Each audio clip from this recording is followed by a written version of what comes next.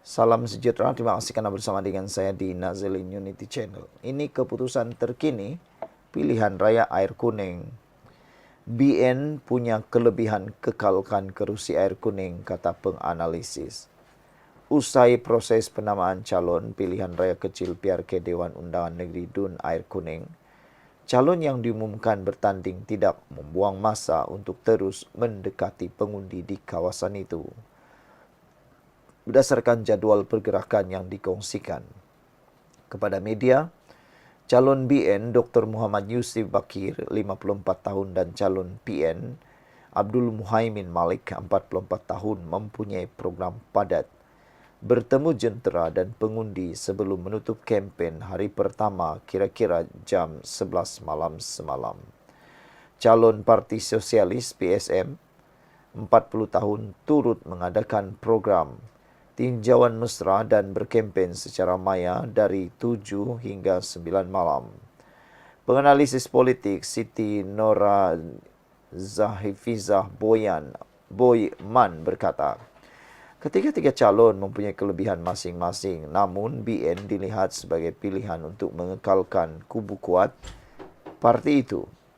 Mereka mempunyai latar belakang pendidikan dan kerjaya yang baik dan merupakan anak tempatan, namun BN dilihat mempunyai kelebihan untuk mengekalkan kerusi tersebut yang dikuasai selama 9 penggal sejak 1986.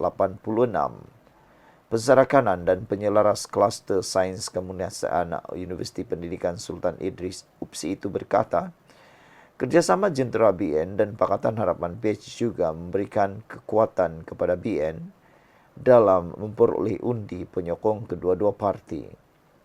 Pada pilihan raya umum ke-15, Allahyarham Hisham Saharudin yang mewakili BN menang dengan majoriti 2.213 undi selepas memperoleh 9.088 undi menewaskan calon Pakatan Harapan Dr. Muhammad Nazri Hashim 6.875 undi.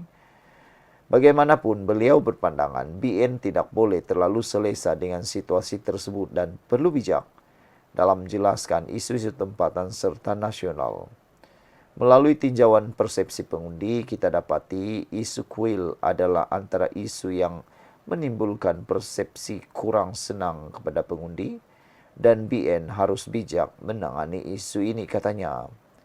Pensara kanan Fakulti Pengajian Islam dan Sains Sosial Universiti Sultan Azlan Shah, Dr. Kamarudin Yaakob berkata, polisi kerajaan Madani khususnya menjaga kebajikan pejabat awam, menerusi kenaikan gaji dijangka mengukuhkan sokongan pengundi dalam kalangan pejabat awam.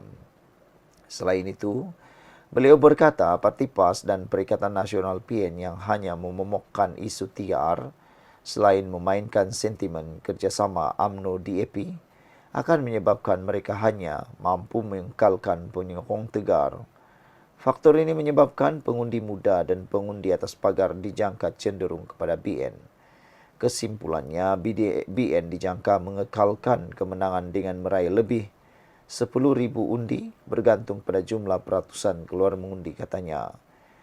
Dewan Undangan Negeri DUN Air Kuning mempunyai 31.897 pengundi berdasarkan terdiri daripada 31.000 pengundi biasa dan 582 anggota polis serta pasangan mereka. Daripada jumlah itu, 45.9% ada pengundi 18 hingga 39 tahun. PRK Air Kuning diadakan susulan kematian penyandangnya Hisham, 58 tahun akibat serangan jantung. Suruhanjaya Pilihan Raya SPR menetapkan hari pengundian bagi PRK DUN Air Kuning pada 26 April. Dengan pengundian awal 22 April. Sekian untuk kali ini. Jangan lupa tinggalkan komen Anda. Bye-bye. Salam sejahtera. Terima kasih karena bersama dengan saya di Nazilin Unity Channel. Ini keputusan terkini pilihan raya PRK Sungai Air Kuning. Yang mengejutkan ialah apabila calon PN didakwa tipu tauliah mengajar agama. Ini komen daripada beliau. Pelantikan Abdul Muhaimin Molek sebagai calon Perikatan Nasional PN Air Kuning menimbulkan tanda tanya ramai bagaimana beliau boleh memiliki tauliah mengajar di Perak. Perak telah menetapkan syarat bahawa pemegang tauliah mengajar agama di negeri itu mestilah tidak terlibat dengan mana-mana parti politik. Abdul Muhaimin merupakan pengerusi Perikatan Nasional PN di Tapah. Sebuah akaun TikTok mendakwa calon PN itu menipu Jabatan Agama Islam Perak bagi memperoleh lesen guru tauliah. Ketika ditanya pemberita semalam, Abdul Muhaimin enggan mengulas dakwaan tersebut. Yang di Pertua Pas kawasan Tapah itu hanya menjawab dengan ringkas bahawa isu berkenan sudah dijelaskan. Tetapi tiada sebarang laporan dikeluarkan daripada mana-mana media. Saya ingat yang itu clear jelas, yang itu semua dah clear sebab kita dah ada keputusan daripada Majlis Agama Islam. Itu semua tiada apa-apa masalah, insyaAllah katanya lagi. Hasil semakan, Abdul Muhaimin sememangnya mempunyai tauliah mengajar agama yang sah untuk daerah Tapah. Berikutan itu banyak persoalan dibangkitkan mengenai bagaimana seorang ahli politik yang mempunyai jawatan dalam parti boleh mendapatkan tauliah dari Majlis Agama Islam Perak. Beliau tidak dapat mengelak dari spekulasi dibuat orang ramai yang mendakwa dia telah menipu untuk mendapatkan tauliah tersebut. Saudara-saudara sekalian, yang lebih menarik lagi, hari ini Amanah tampil menggesa pihak berkuasa agama siasat dakwaan calon PN tipu tauliah. Amanah Perak menggesa pihak berkuasa agama menyiasat bagaimana calon PN Dun Air Kuning Abdul Muhaimin boleh memiliki tauliah mengajar di negeri itu dan dakwaan berlaku penipuan untuk mendapatkan tauliah berkenan. Pengerusinya, Datuk Asmuni Awi berkata, sebarang cubaan menipu dalam permohonan tauliah bukan saja mencemarkan nama baik institusi agama, malah merupakan satu penghinaan terhadap institusi diraja serta derhaka kepada titah Sultan Perak sebagai ketua agama Islam di negeri ini.